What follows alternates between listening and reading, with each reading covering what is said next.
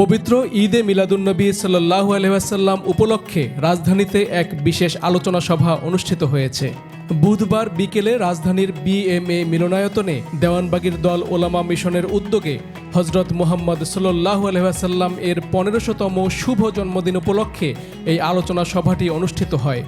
এতে দেশের বিভিন্ন জেলা থেকে আগত 5 শতাধিক ওলামায়ে কিরাম অংশ নেন।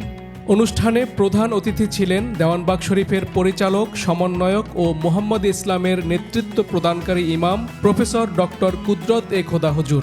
তিনি বলেন, হযরত রাসূল সাল্লাল্লাহু আলাইহি ওয়াসাল্লাম এর শুভ জন্ম এবং ওফাত একই দিনে সমাজে এমন ভুল ধারণা প্রচলিত আছে।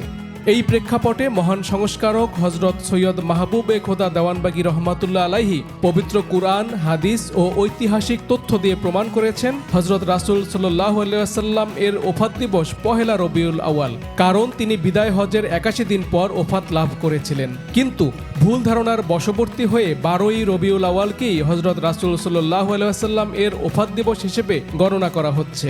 এতে সর্বকালের সর্বশ্রেষ্ঠ মহামানবের জন্মদিনে আনন্দিত হতে না পেরে মুসলিম জাতি অবারিত রহমত থেকে বঞ্চিত হচ্ছে। বিদায় হজ থেকে 81তম দিনে রাসূল সাল্লাল্লাহু আলাইহি ওয়াসাল্লাম ওফাত লাভ করেছেন। বিদায় হজের 81তম দিন কোনোভাবেই 12ই রবিউল আউয়াল হবে না, পহেলা রবিউল আউয়াল হবে। আমার মুর্শিদ বাবা দেওয়ানবাগী রহমাতুল্লাহ আলাইহি এই সংস্কার করেছেন রাসূল সাল্লাল্লাহু আলাইহি ওয়াসাল্লামের ওফাত পহেলা রবিউল আউয়াল এবং তিনি জন্মগ্রহণ করেছেন 12ই রবিউল আউয়াল। রাসূলের জন্মদিন পালনের মাধ্যমে আমরা স্মরণ করি রাসূলকে, মিলাদ পড়ি না, কিয়াম করি না, সালাম জানাই না, দুরূদ পাঠ করি না।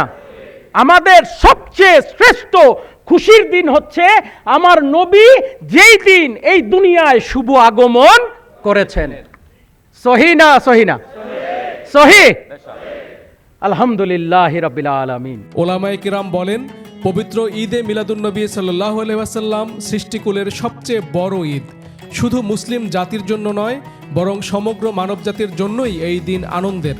এই উপলক্ষে সবাইকে মহা ধুমধামের সঙ্গে ঈদে মিলাদুন্নবী উদযাপনের আহ্বান জানান তারা।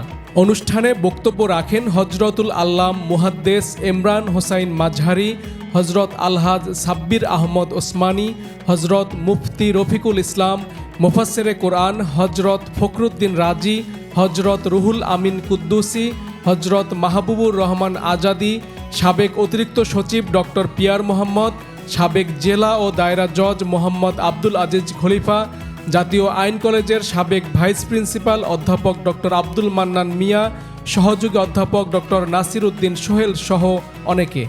আলোচনা সভার শেষ পর্বে ইমাম প্রফেসর ডক্টর কুদরত খোদা মাদ্দা জিল্লুহুল আলী হুজুর বিশ্ববাসীর শান্তি ও সমৃদ্ধি কামনা করে আখিরি মোনাজাত পরিচালনা করেন।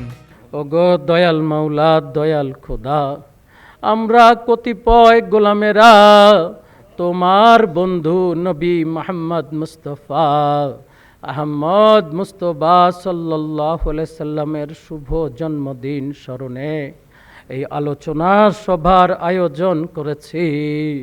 তুমি দয়া করে আমাদের সবাইকে মাফ করে দাও, আমাদেরকে তুমি কবুল করে নাও, আমাদের মোনাজাত কবুল করে নাও।